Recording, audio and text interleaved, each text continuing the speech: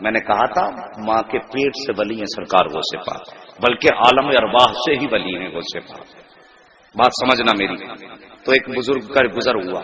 پہلے کے بزرگ بڑے اچھے تھے، بچوں کو سلام کر کے گزرتے تھے. آج اگر امام سلام نہ کرے متولی کو اگلے دن چھٹی ہو جاتی ہے. جی سلام نہیں کر کے گیا، بستر بندوا دو بھائی اس کا، یار سلام نہیں کیا مجھے.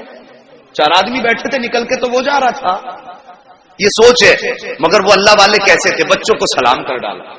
سارے بچوں نے کہا وعلیکم السلام. میرے غوث نے 2 مرتبہ کہا وعلیکم السلام وعلیکم. میرے غوث پاک نے جب 2 مرتبہ جواب دیا نا تو وہ بزرگ ٹھہر گئے، وہ بھی ولی تھے.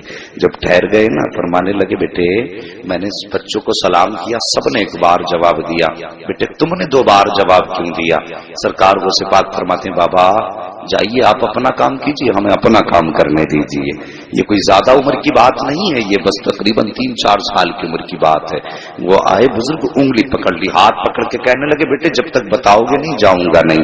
وجہ کیا ہے؟ اللہ اکبر. سرکار غوث پاک نے یوں چہرہ دیکھا، مسکرائے بابا جی بیٹا پوچھو گے؟ کہا ہاں.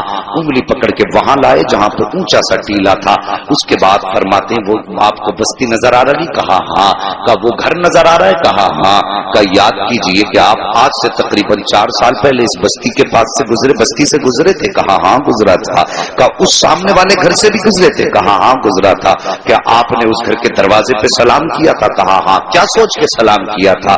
میں نے یہ سوچ کے سلام کیا تھا سیدوں کا گھرانہ ہے، کچھ دعا لے کے چلا جاؤں.